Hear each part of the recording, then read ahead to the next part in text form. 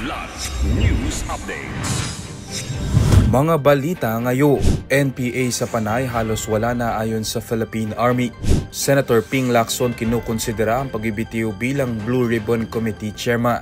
Dalawang banyaga arestado ng NBI dahil sa illegal detention.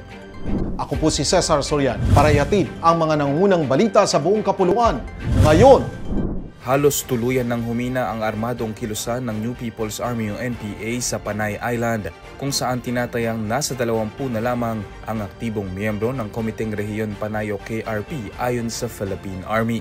Sinabi ni Colonel Jekyll Julian Dulawan ng 61st Infantry Battalion na dahil sa tuloy-tuloy na operasyon ng militar at bumababang suporta ng mga komunidad, napilitan ng mga natitirang rebelde na magtago sa kabundukan ng Tapaz Capiz. Dagdag niya ang KRP na lamang ang natitirang armadong grupo sa Panay na dati matibay na baluarte ng NPA sa Western Visayas. Isa sa mga huling sumuko ay si alias Mego, 31, dating commanding officer ng KRP na sumuko noong Setyembre 26 matapos masugatan sa engkwentro sa Tapaz Capiz. Patuloy naman ang operasyon ng militar at panawagan sa mga natitirang rebelde na sumuko na sa pamahalaan.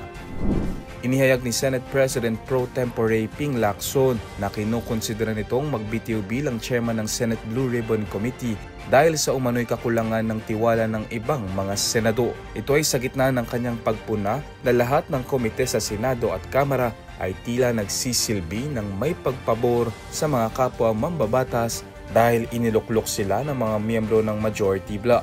Ani Lacson na iisip nitong magsumite na ng resignation dahil sa mga naririnig niyang pahiwatig ng kanyang mga kasamahan. Nitong Sabado, sinuspinde ng Blue Ribbon Committee ang nakatakdang pagdinig sa irregularidad sa flood control projects dahil sa kakulangan sa oras na maihanda ang ilang dokumento na magmumula sa DOJ at NBI.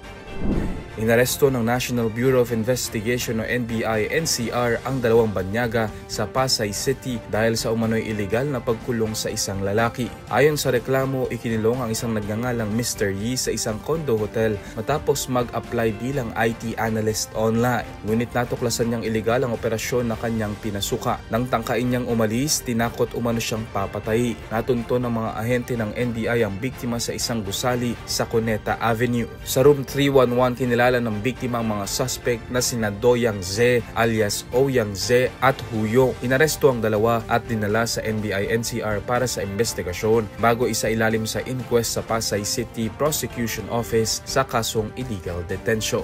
Para sa Kidlat News Channel, ako si Renzo Lingon, nag-uula. ako po si Cesar Soriano, kasama nyo sa bawat pagputo ng balita.